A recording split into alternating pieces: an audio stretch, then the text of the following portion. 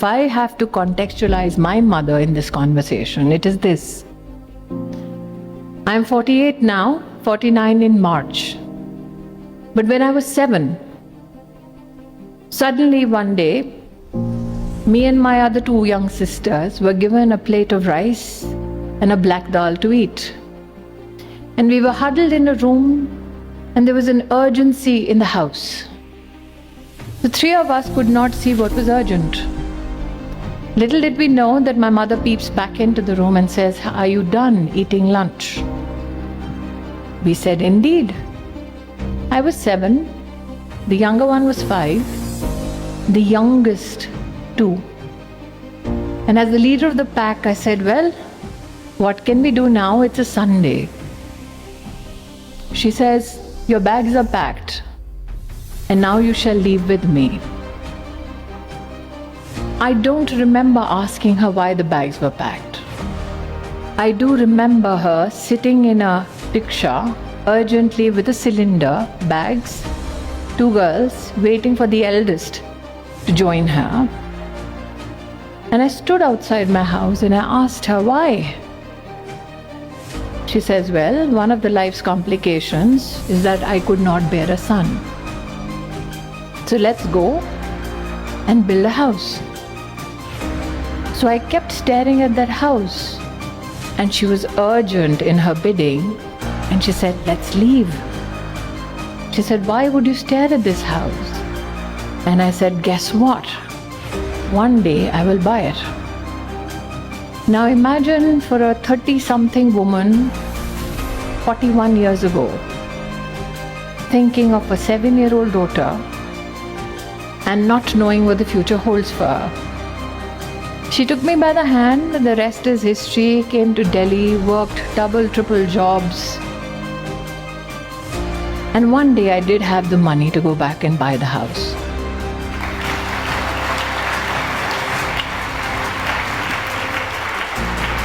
So I stood in front of it and I called her. I said, "I'm right there where you left me 41 years ago, with a desire that can now be monetarily fulfilled." And as mothers are wise and get wiser with age, she said, "Honestly, tell me, do you still want to buy it?" I looked at the house and I knew my wallet. And I said, "No."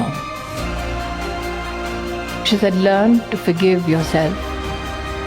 Learn to forgive your anger. And learn to forgive those who did injustice to you. And that's your best gift to yourself."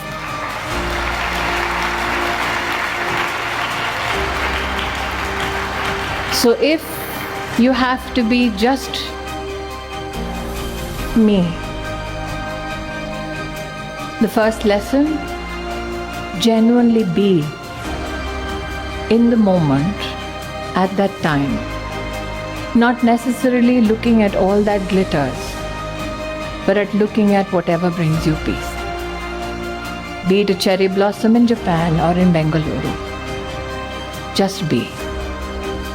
If you have to be just you, while you learn to forgive everything, learn to forgive yourself for being angry, for being consumed, for running, for having no time. Because I asked Didi, I said, "Why the title just be?" She said, "Because everybody is in a rush. People need to be still." And I wondered then, what makes everybody afraid to be still?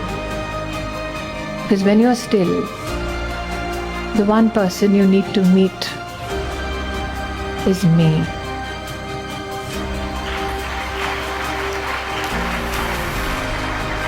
So Miss Abe, I never imagined I would be on a stage where I would make you cry. That was not my intention. But let me say this. When I see you, I see the cherry blossom. So just be, because that's the best gift you can give yourself.